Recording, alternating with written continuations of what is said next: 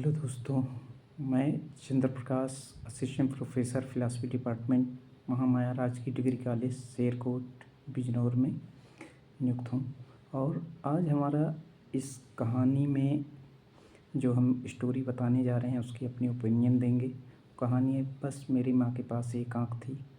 हालांकि इस कहानी में लेखक जो कहना चाहता है वो एक माँ का भावना, कर्तव्य, दर्द, सेवा, समाज से जो बहुत तरीके से समाज में माँ के रूप में एक जो उनका कर्तव्य निवारण होता है वो दिखाना चाहता है। हालांकि इस कहानी में एक माँ होती है जिसकी एक आँख होती है, उसके बेटा छोटा होता है, उसको बड़ा माँ की उस आँख को देखकर कि मेरी माँ के पास एक ही आँख है बड़ा शर्मिंदा होता है।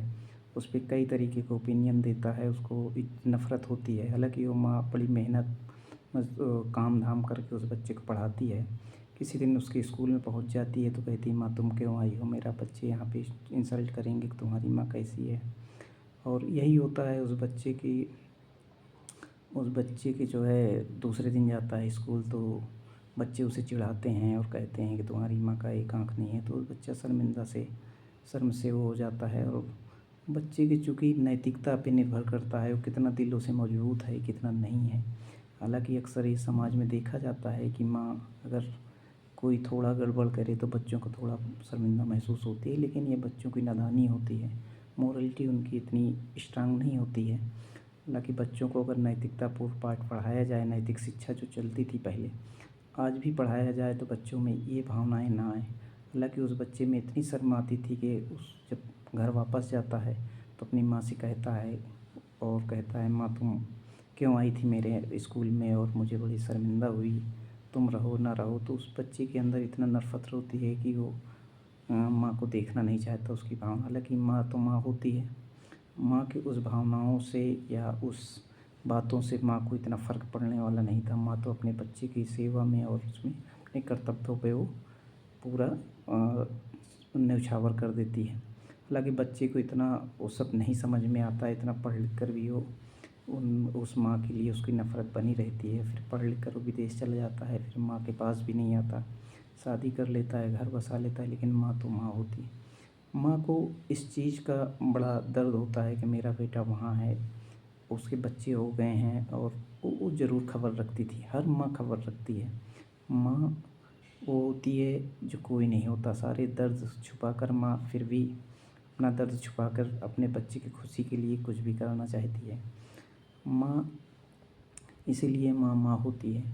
उस माँ के लिए वो फिर जब माँ को बच्चे की याद आती है तो वहाँ पहुँच जाती, तो वहाँ भी उसके घर पहुँचती है माँ। तो विदेश में भी तो उस बेटे ने कहता है, माँ तुम यहाँ क्यों आ गई बिना मुझे बताए हुए, और मेरे बच्चे तुमसे डरते हैं। हालांकि वो माँ फिर कहती है कि मैं गलत जगह पे आ गई, वापस आ जाती है। फिर अचानक उस व्यक्ति को ये लगता है कि मुझे उसके कॉलेज से एक फंक्शन होता है जहाँ प्री प्राइमरी और प्राइमरी वगैरह पढ़ा रहता है कि वहाँ पूरे सब बच्चे इकट्ठे हो रहे हैं, तो वो भी आया। अपने घर पे ये देखता है कि जब सेमिनार ख़त्म होता है या सभा ख़त्म होती है तो सोचता है चलो अपने घर भी चला जाऊँ। वहाँ जाता है, उसके जो है जब उसके वहाँ पे जाता है तो पड़ोसी लोग बताते हैं कि तुम्हारी माँ अब नहीं है, लेकिन एक लेटर छोड़ के गई है। वो माँ वो लेटर देती है, वो पड़ोसी लोग देते हैं तो उस लेटर में जो लिखा होता है वो पढ़ता है। और तो माँ यही लिखती है कि बेटा मैं हमेशा तुमको शर्मिंदा करती रही हूँ, तुम्हें अपमान करती रही हूँ मेरी वजह से, लेकिन ये बात यह है कि वो आँख जो थी वो तुम्हें दुर्घटना हुई थी तो मैं अपनी आँख दे दी थी, इसलिए तुम्हें कि मैं देखूँ ना देखूँ मेरा बेटा अच्छे से रहे, उसे कोई कुछ कह ना सके, मुझे भले लोग दुनिया देखें। लेकिन तो यहाँ पे लेखक ये कहना चाहता है कि भाई जो माँ होती है वो कितना कर्तव्यपरायण होती है, निस्वार्थ भाव से बच्चे के लिए सब कुछ दुख सहती रही, लोग वो भी उसको धुतकारता रहा, वो भी सब कुछ कहता रहा, लेकिन माँ कभी नहीं कही कि बेटा मैं अपनी आँख तुमको दे दी। तुम जो है किस तरीके से इस कर्तव्य को माँ ने निभाया। हालांकि माँ के लिए जो है हर धर्मों में बड़े सम्मान से नाम लिया जाता है। माँ को भाई स्वर्ग भी कहा जाता है, माँ के चरणों में स्वर्ग भी होता है। माँ उसी तरह अपने सारे दर्दों को छुपा कर, सब कुछ कर कर भी हमें पालती पोसती है, हमें हमारा पूरा ख्याल रखती है, अपने कर्तव्यों को बिना निस्वार्थ भाव से सेवा करती है, हमारा ध्यान रखती है। हम पिता से नहीं कह पाते लेकिन माँ से अपनी हर बात कह लेते हैं। और हमारे बहुत से बॉलीवुड में फ़िल्में भी बनी हैं जो माँ को ध्यान में रख के हो, चाहे वो अमृत फ़िल्म हो या राम अवतार हो। उसमें माता पिता दोनों का रोल आप देखिए तो एकदम अलग ही है। बेटे के लिए वो अपना, चाहे बेटा जितना भी क्रूर हो, नफ़रती हो, हम घर में छोड़ के चला जाए, हमें कुछ नहीं, लेकिन माँ, जब बेटे के दर्द होता है तो माँ ज़रूर वहाँ पहुँचती है। हमारे बहुत से लेखकों ने माँ पे बड़ी बड़ी कविता भी लिखे हैं, मुनव्वर राणा साहब भी लिखे हैं, और मनोज मुंतशिर का भी कई माँ पे गाना है। शंकर महादेवन, माँ के बराबर कोई नहीं, उन्होंने कई ऐसे फिल्में गीत भी हैं जो माँ के दर्जे को बढ़ावा देते हैं। माँ अपने कर्तव्यों के लिए स्वयं संकल्प के लिए इच्छा रहित, भावना रहित, निस्वार्थ भाव, कर्तव्य के लिए कर्तव्य की जैसे भावना करते हुए अपना वो पूरे पूरे बच्चे का पालन पोषण पूरा फ़िक्र में अपना पूरा लगा देती है और कभी आह तक नहीं करती। माँ कभी अपने लिए ये भी नहीं सोचती कि ये हमारा सेवा करेगा, कुछ करेगा, लेकिन हम अपने बच्चे के लिए कितना अच्छा देख लें, कितना अच्छा वो बड़ा हो जाए, कितना ऊपर तक जाए, ये हर माँ की भावना होती है। हर माँ ये चाहती है कि मेरा बेटा सबसे अच्छा हो, सबसे अच्छा पढ़े लिखे, सबसे अच्छा तरक्की करे, बुद्धिमान हो। हालांकि वो प्रकृति के ऊपर निर्भर करता है, लेकिन एक माँ जितना कर सकती है उससे कहीं ज़्यादा वो बढ़कर बेटे के लिए करती है।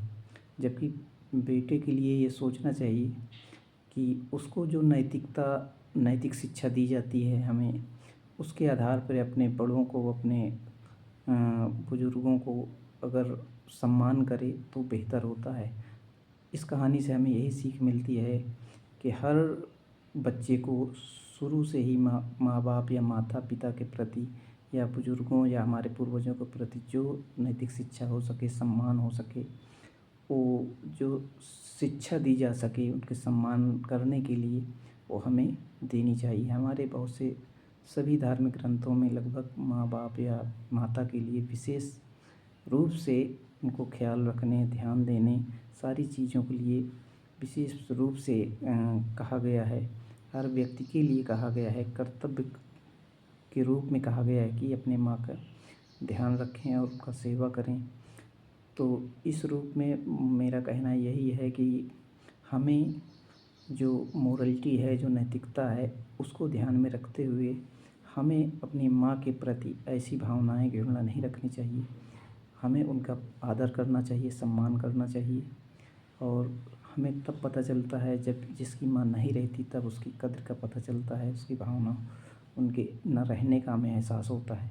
माँ नहीं होती तो आप जब घर जाते हैं तो कोई हाल चाल नहीं लेने वाला होता, आपका माँ ही होती है जो आपसे सारी बात पूछती हैं। आप खाना खाएं नहीं खाएं, आप कितना भी खा लें, लेकिन माँ को लगता है मेरा बेटा अभी खाना नहीं खाया है। इसलिए माँ माँ होती है। माँ के लिए यही चाहिए कि उस लड़के की जो कहानी में दर्शाया गया है वो माँ की भावनाओं को नहीं समझ पाया, माँ की इच्छाएं नहीं होती। माँ का एक कर्तव्य होता है कि माँ अपने कर्तव्यों को निभा रही थी। उस बच्चे की नफ़रत, घृणा और जो उसको लगता था कि अपमान, शर्मिंदा, माँ ने कभी इस चीज़ पे सोचा भी ना होगा कि इसको क्या होता है। वो तो सोचती थी कि मेरा बेटा पढ़ाई करे, उस पे आहत ना हो। मैं इसलिए वो दूर हट जाती थी, कभी वो जो कहता था फिर ध्यान नहीं देती थी। इस प्रकार दोस्तों, मैं कहानी से यही सीख देना चाहूँगा कि आप माँ का या हमारे बुज़ुर्गों का सम्मान करें, आदर करें। Thank you. ओके।